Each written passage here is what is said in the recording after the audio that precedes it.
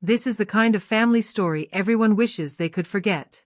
At my son's wedding, his new wife proudly introduced me to her rich parents. Everyone was laughing, enjoying themselves, until her father looked at me, froze, and said in shock, "Wait a minute.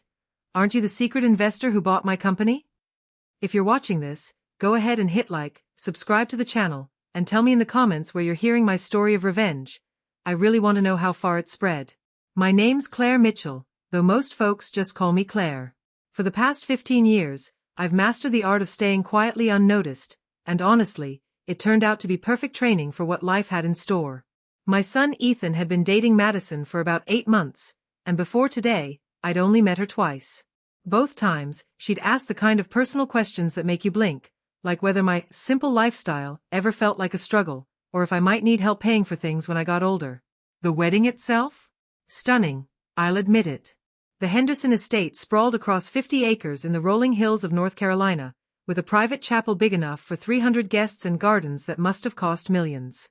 Madison floated down the aisle in a gown that probably cost more than most people make in a year.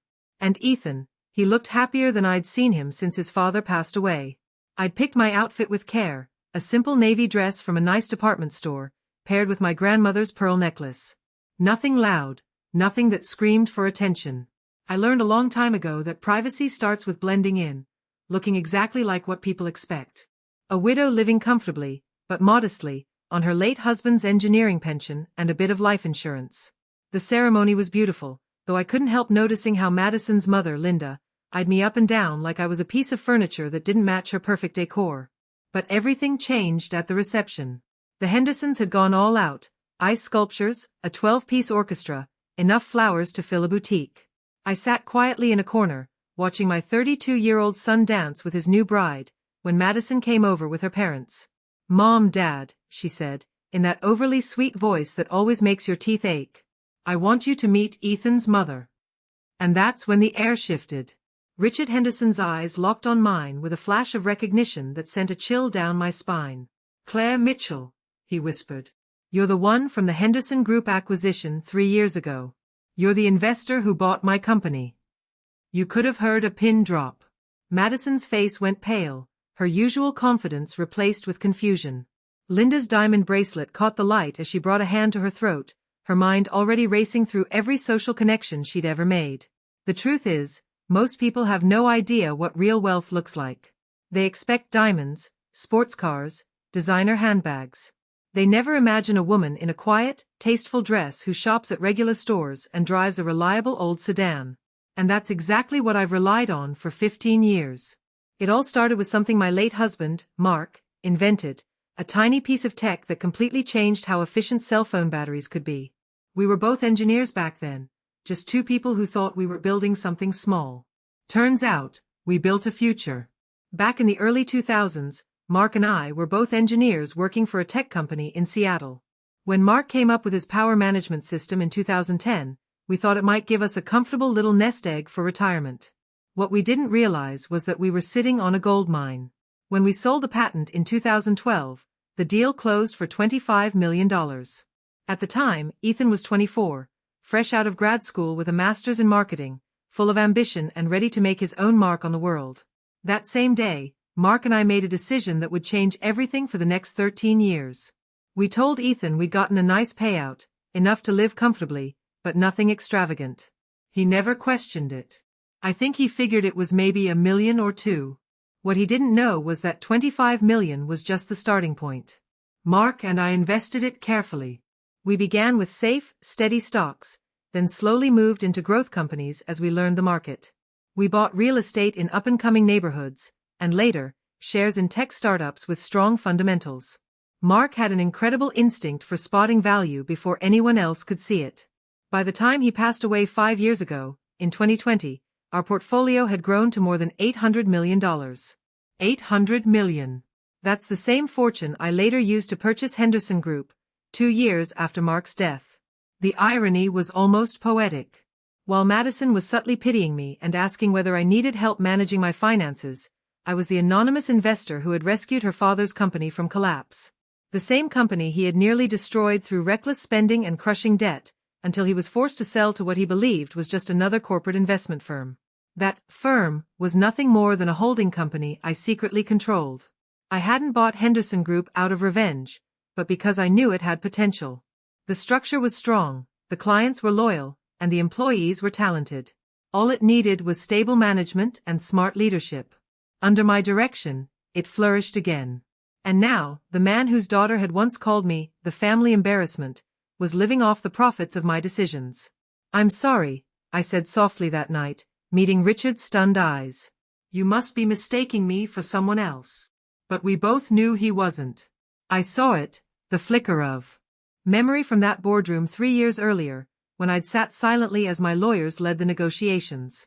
Back then, he'd barely glanced at me, assuming I was just somebody's wife, there to take notes. Now, with Madison staring between us in growing panic, I knew my carefully guarded privacy had just gone up in smoke. The next morning, I was back in my cozy apartment, drinking coffee from my favorite mug, trying to pretend my world hadn't shifted overnight. Ethan was pacing the living room like a trapped animal. He'd called me at 7 in the morning, demanding answers I wasn't ready to give. I hadn't slept at all. My mind kept replaying Richard Henderson's face when he recognized me, and the panic in Madison's eyes.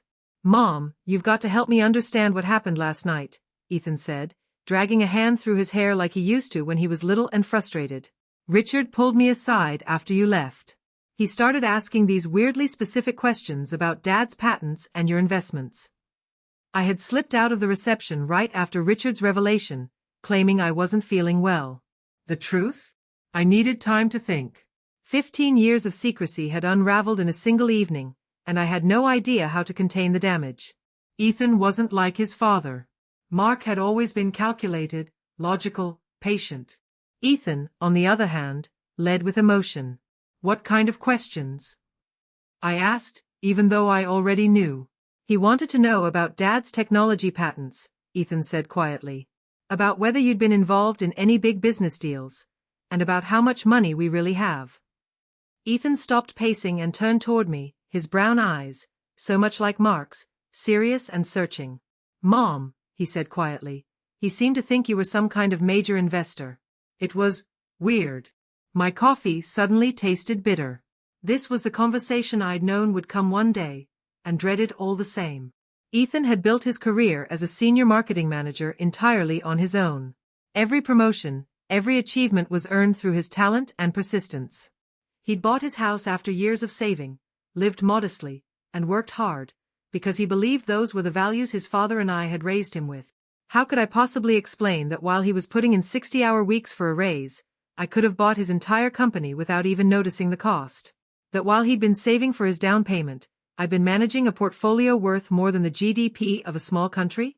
"Ethan," I said gently, "sit down. We need to talk." But before I could say another word, my phone buzzed. A text message. From Madison. "Claire, I think we should have lunch today. There are a few things Ethan and I would like to discuss with you." I handed the phone to Ethan, watching as confusion shifted to concern across his face. "What do you think she wants to talk about?" he asked. I already had a strong suspicion. Madison Henderson was not the kind of woman who left loose ends dangling, especially when money was involved. She'd probably spent all night interrogating her father about what he remembered from that old acquisition meeting, and now she was ready to dig deeper. The real question was, how much had Richard figured out back then, from that one short encounter? "I think," I said carefully, "your wife might be a lot sharper than we've given her credit for." Just then, Ethan's phone rang. Madison's name lit up on the screen. He answered, and her voice came through bright and artificially sweet. "Ethan, honey, I was hoping we could all have lunch today," she said. "There are a few family matters I'd love to discuss with your mom, now that we're officially family." When he hung up, he gave me that look, the same one he used to give as a teenager when he knew I was keeping something from him. "Mom," he said, "is there something you need to tell me about our finances?" Outside the window, people were heading to work, moving through their usual morning routines. Meetings, deadlines, coffee cups in hand. Normal lives, normal worries. I envied them for that. "Everything," I finally said, my voice low. "I need to tell you everything." Madison was already at the restaurant when we arrived, 45 minutes early, according to the hostess. She'd chosen the most expensive place in Charlotte, and of course, the the best table in the house. Her blonde hair was styled to perfection, her makeup flawless, and her suit was straight out of a fashion magazine. "Claire? Ethan. Thank you so much for coming," she said, standing to hug us both. Her smile gleamed like sunlight, but I saw the quick, assessing glance she gave me, the way her eyes flicked over my simple black dress and modest jewelry.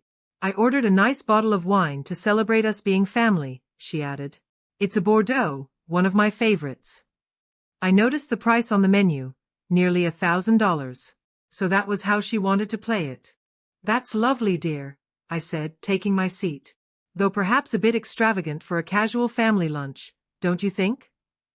Her smile didn't even flicker. "Oh, I don't think there's anything casual about our family anymore," she said smoothly. "Last night, I had a long chat with Daddy about his business experiences. He told me some fascinating stories about corporate acquisitions and anonymous investors."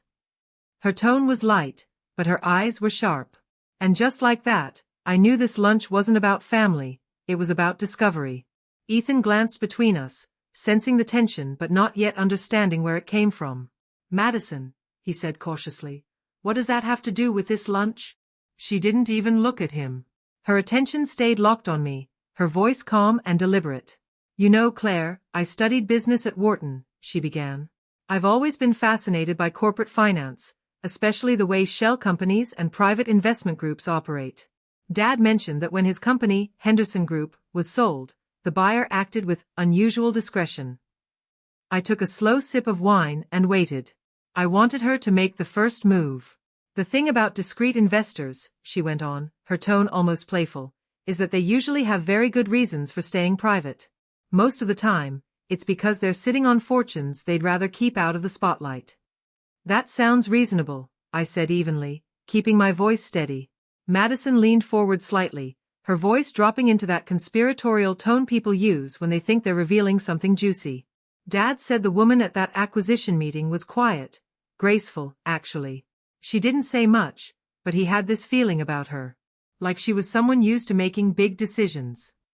Ethan turned toward me, his brows drawn together, a slow realization forming in his eyes.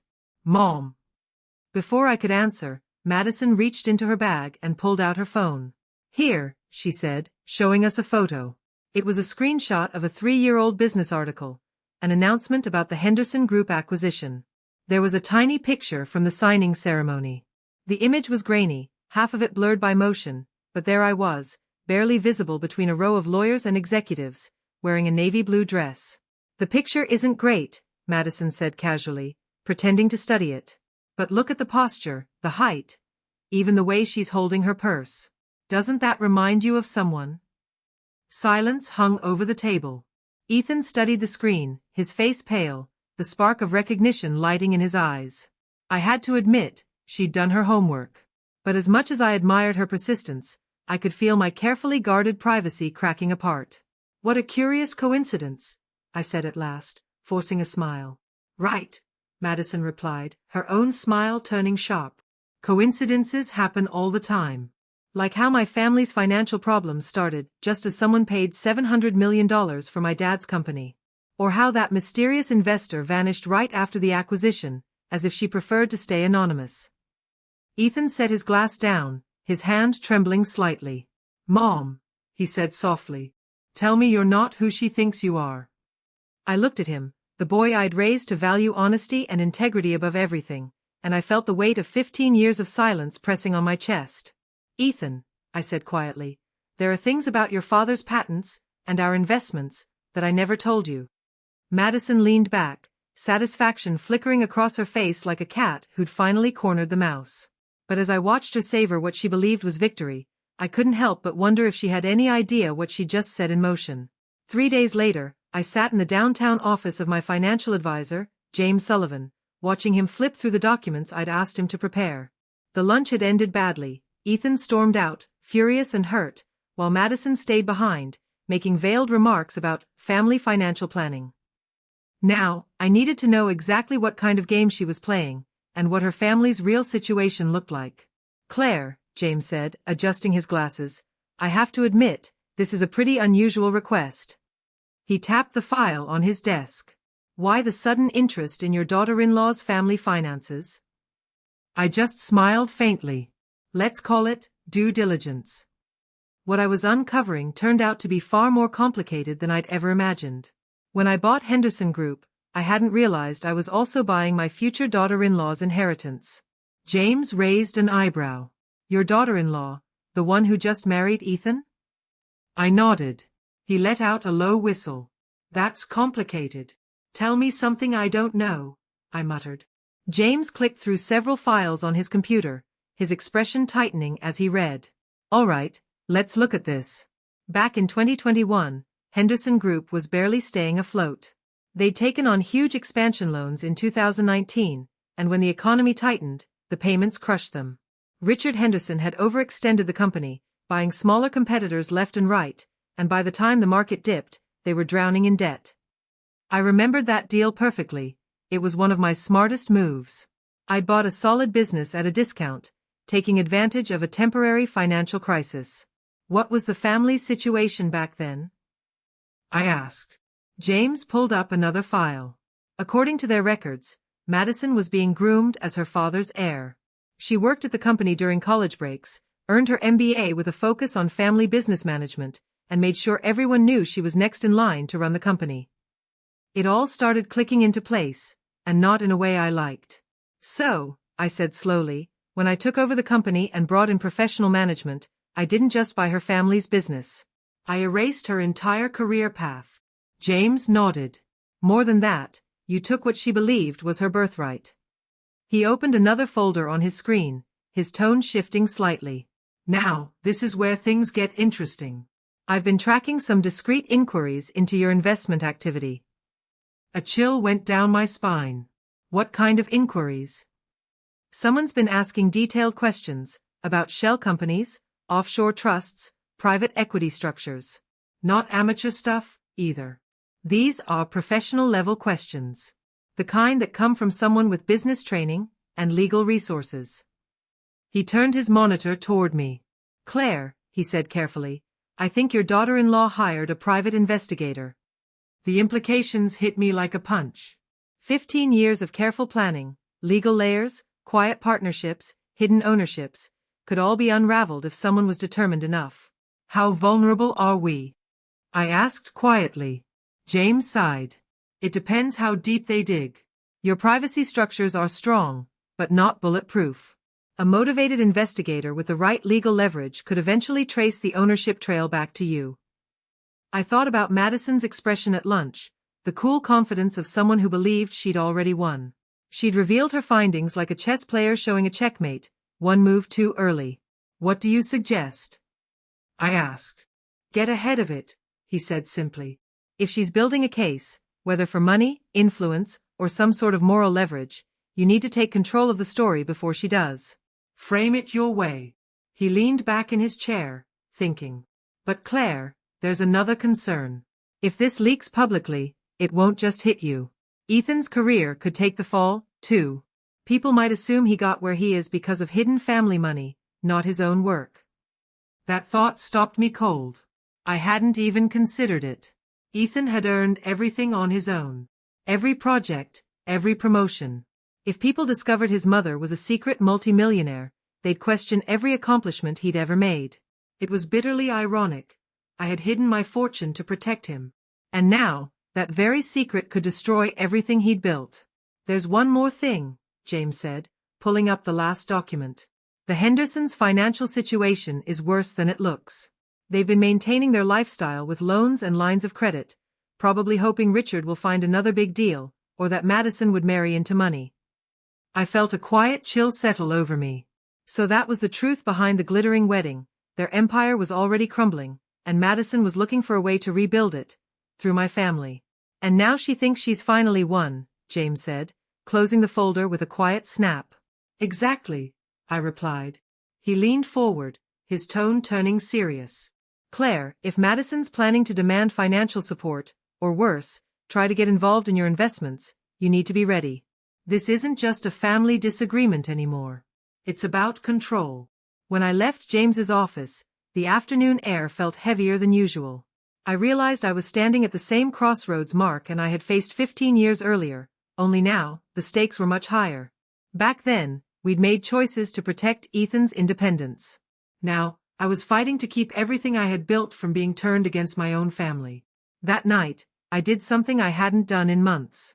I opened a bottle of wine Mark and I had been saving for a special occasion. I poured myself a generous glass, sat at the dining table, and spread 15 years of financial records across it. If Madison wanted to play detective, she was about to learn she'd chosen the wrong opponent. The numbers told a story, one of strategy, patience, and discipline. Mark and I hadn't just gotten lucky. We'd been deliberate.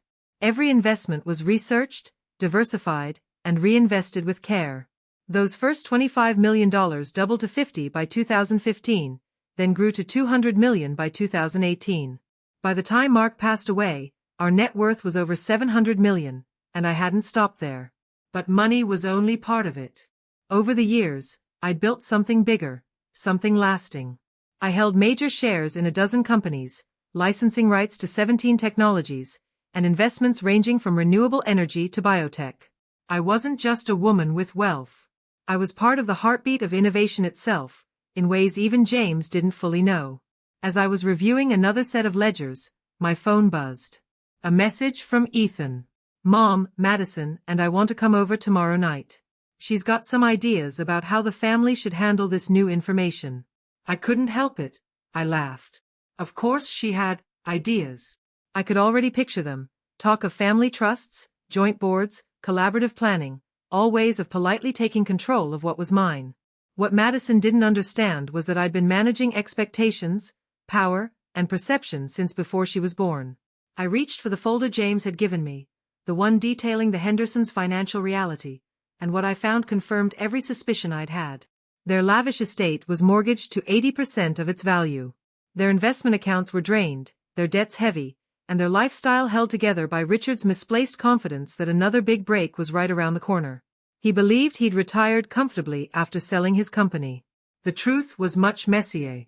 His consulting income and board memberships, the very roles that kept their lights on, were all opportunities one had quietly arranged through my management of Henderson Group. In other words, their so-called retirement was funded by me. But that was only the surface. I opened my laptop and began digging into Madison's recent activities. If she had hired a private investigator, there would be a paper trail.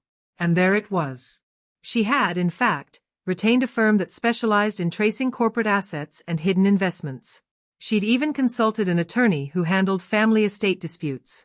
Most telling of all, she'd opened several new lines of credit in the last month, likely to bankroll her investigation in the hope of a major payoff.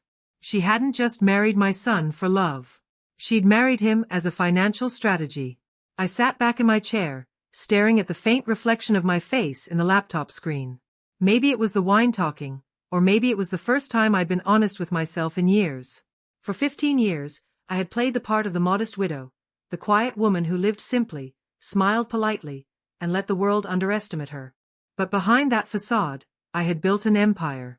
And if Madison thought she could threaten it, she was about to find out just how wrong she was. But Madison's little performance at the wedding had changed everything.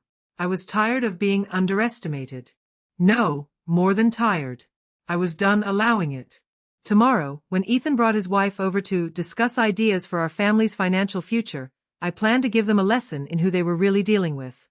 Because Claire Mitchell, the quiet investor, was about to become Claire Mitchell, the strategist. And I'd been winning games for 15 years that most people didn't even know they were playing. Ethan and Madison arrived at my apartment the next evening with the kind of cautious politeness people use when they're walking into negotiations. I'd prepared a small cheese and fruit platter and opened a modest bottle of wine, just enough to look gracious, not wealthy. Nothing that would give away the reality of my resources. Mom, thanks for sitting down with us, Ethan began, his voice careful. I know the last few days have been complicated. Madison looked perfectly composed in a tailored gray suit. Her Wharton training showed not only in the sleek leather folder she carried, but in the precise way she crossed her legs and took her seat in my armchair, as if she already owned the room. Claire, she began smoothly, I just want to say that everything we're discussing tonight is for the good of the family. We're all on the same side here. I almost laughed. Of course, dear, I said pleasantly. What did you want to talk about? She opened the folder, revealing several neatly organized documents. Well, I've been thinking about our conversation at lunch, she said, and I think we may have gotten off on the wrong foot. I'd like to propose a more collaborative approach to our family's financial planning. Collaborative? I asked, letting the word roll off my tongue. Jessica, Madison, has some ideas, Ethan jumped in quickly, clearly uncomfortable, about how we could structure things to benefit everyone. Madison smiled, taking back control. Family wealth works best when it's managed strategically across generations, she explained. Ethan and I were talking about creating a structure that protects your privacy, but also allows for a little more transparency in our planning. There it was, the pitch. I took a slow sip of wine and waited. We were thinking of establishing a family foundation, she continued, warming to her topic. It would allow us to make charitable donations, gain tax advantages, and coordinate our investments. She pulled out what looked like a draft legal document. I've already had some initial talks with a lawyer who specializes in family wealth management. The nerve was astonishing. She discovers I have money and immediately starts sketching blueprints for how to access it, with lawyers, no less. That sounds quite thorough, I said evenly. Madison brightened. The foundation would be led by a board of family trustees, she said. You, Ethan, and, well, any future children we might have. It would give everyone an equal voice in major financial decisions. Ethan glanced at the papers, looking completely out of his depth. Madison, maybe we should slow down. Actually, I said calmly, cutting in, I think your wife has clearly put a lot of thought into this. I turned to Madison with a small smile. Tell me, dear, what did you have in mind for the initial funding of this foundation? Her eyes gleamed. Well, I thought we could start with something substantial enough to make an impact. Maybe around $50 million, to establish credibility in the philanthropic community. 50 million. From the same woman who had called me the family embarrassment less than a week ago. And this board you mentioned, I continued, keeping my tone casual, how would the votes be distributed? I think equal representation makes the most sense, she said confidently. 3 trustees, 3 votes, very democratic.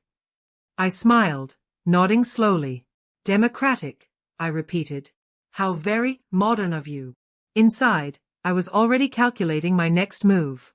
I set my wine glass down and looked Madison straight in the eye. Madison, I said softly but firmly, can I ask you something? And I'd like an honest answer.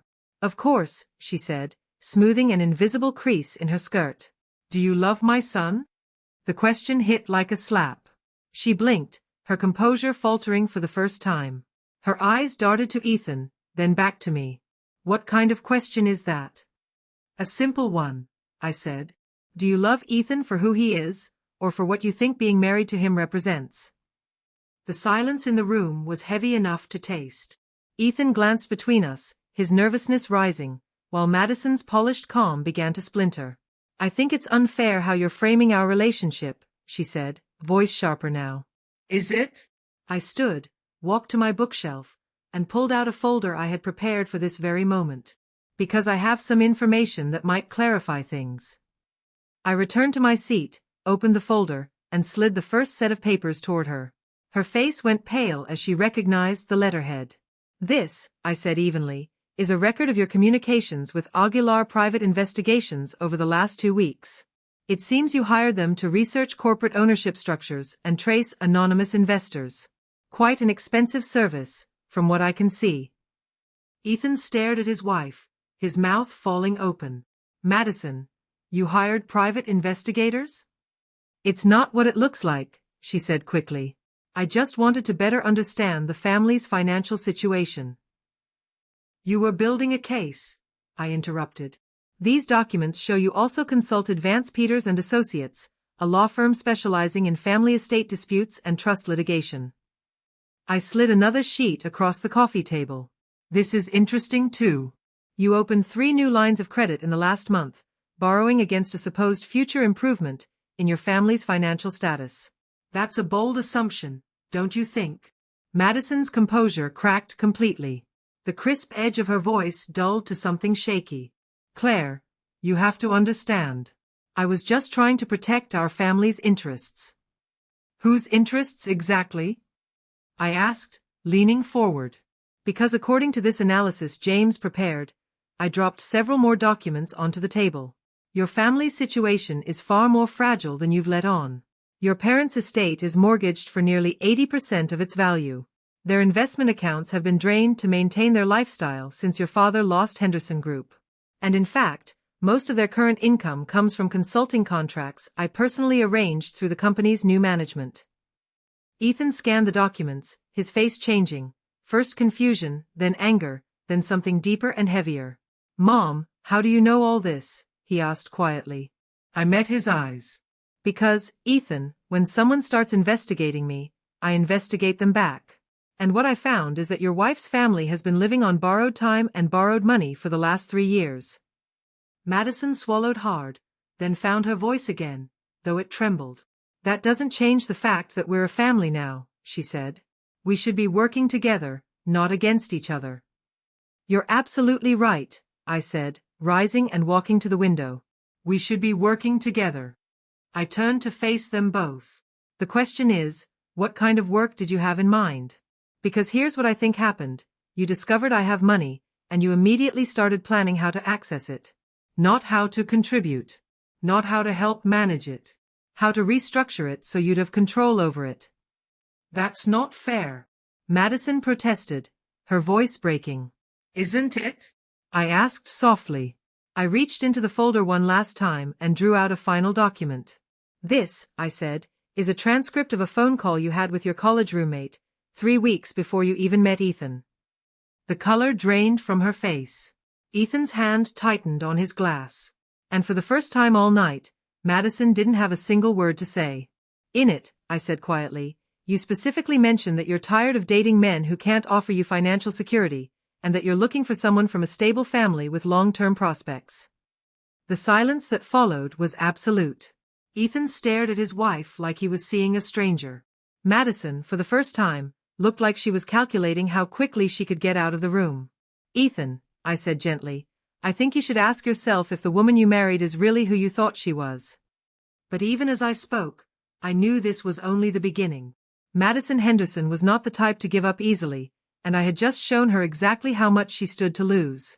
So, what happens now? Ethan asked in a low, unsteady voice. I looked at my son, the man I had raised to value honesty and hard work, and made a decision that would change all of our lives. Now, I said, we find out what everyone is really made of. The next 2 weeks crawled by under a tense, brittle silence. Ethan temporarily moved back into his own apartment, saying he needed time to process everything. Madison had stormed out of my place that night, but not before making it clear she considered our conversation a declaration of war. And she proved far more dangerous than I'd imagined.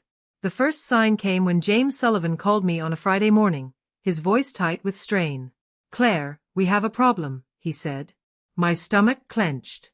What kind of problem? Someone's been making inquiries with the SEC about your investment structures, James said. Serious inquiries. They're suggesting potential regulatory violations. I gripped the phone. What kind of violations? Failure to properly declare beneficial ownership in publicly traded companies. Possible use of insider information. Questions about whether your shell companies have properly reported their activities. He paused, his tone dropping. Claire, this isn't curiosity anymore. Someone's trying to build a legal case against you. I closed my eyes. I know exactly who that someone is. How serious is this? I asked. It depends on what they find, James said. Your structures are legal, but complex financial networks can look suspicious to regulators. If they file a formal complaint, you could be facing months, even years, of investigations, even if you're eventually cleared. The implications hit me like a wave. Not just the legal fees, but the media exposure, the complete destruction of the privacy I had guarded for 15 years. What do you recommend? I asked quietly. Frankly, James said, shut this down before it gets worse. Whatever family conflict is driving this, it needs to be resolved fast. Regulatory scrutiny has a way of expanding.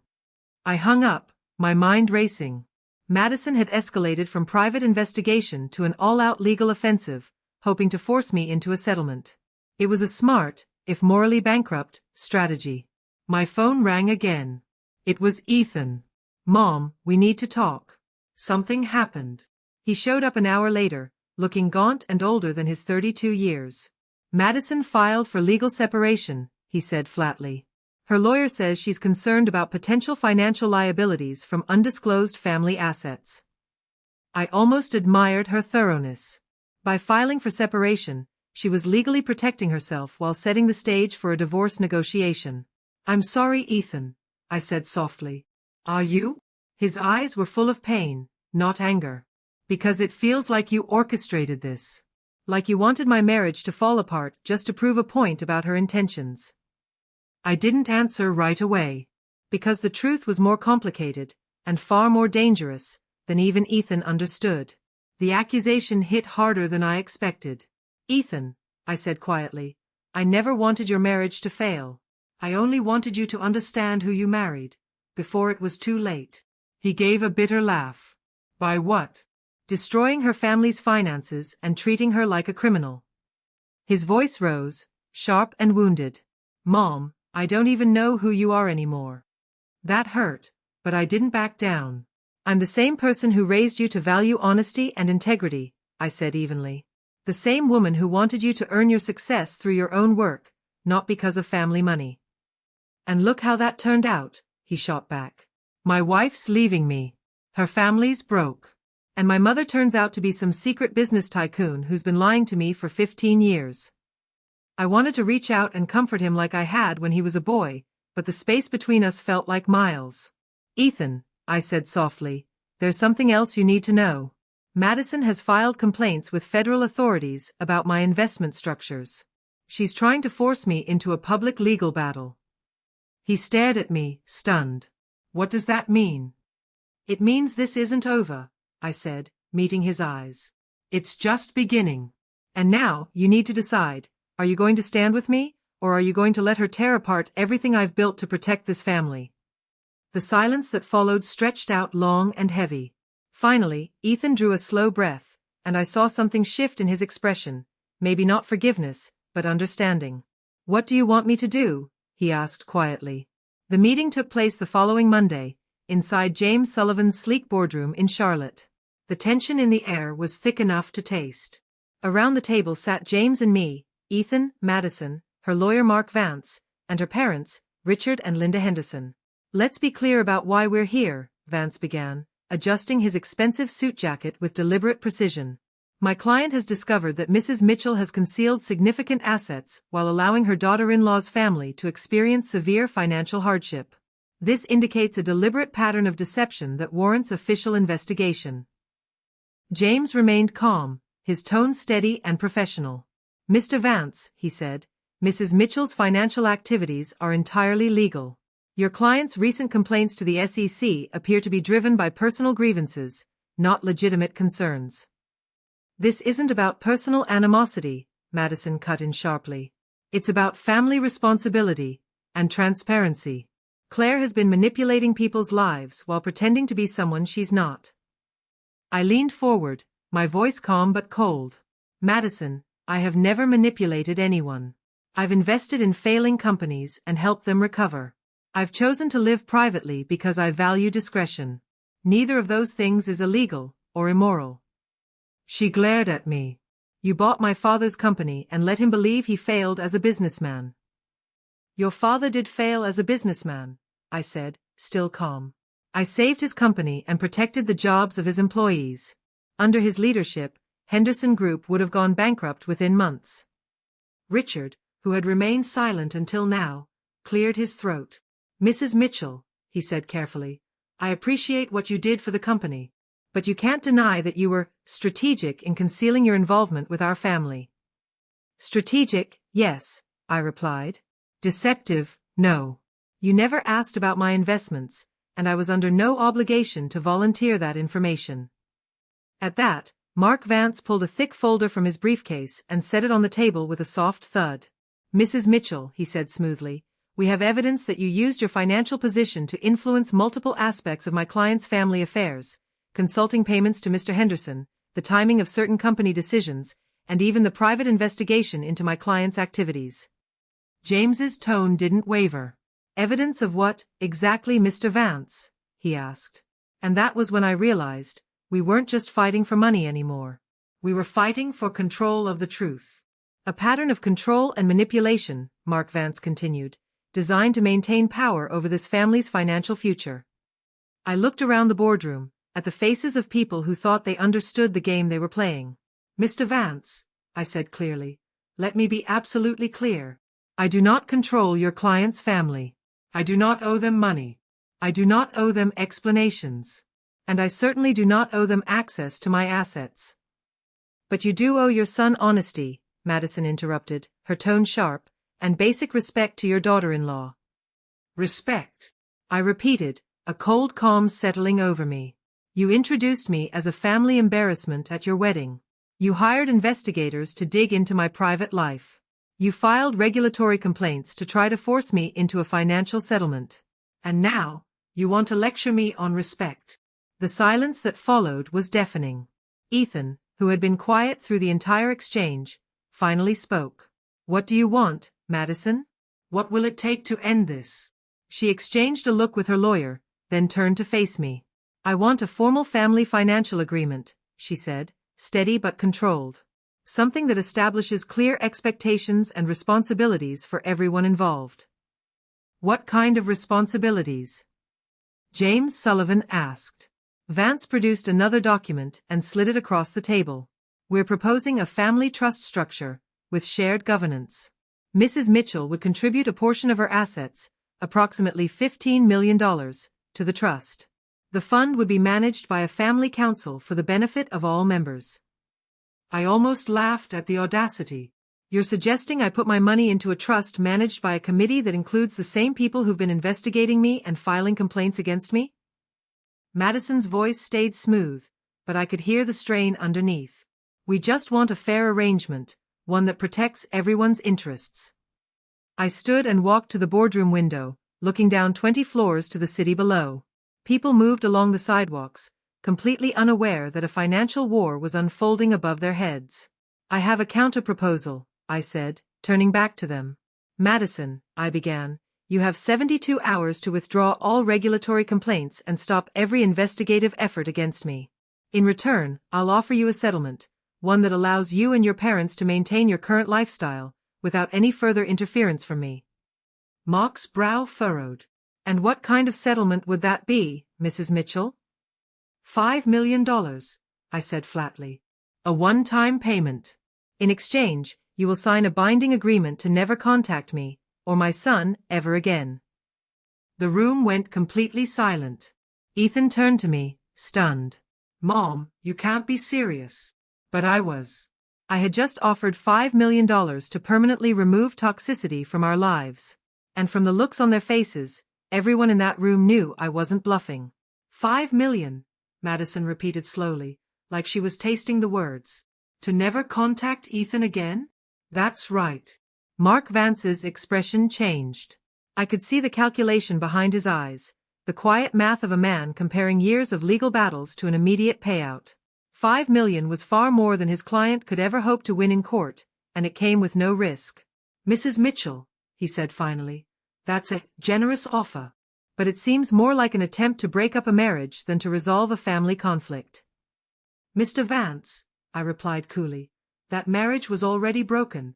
I'm simply offering to pay for a clean break instead of a messy one. Ethan suddenly shot to his feet. Mom, stop. Both of you, just stop. He looked around the table, his voice breaking. This is insane. We're sitting here negotiating the price of my marriage like it's a business deal.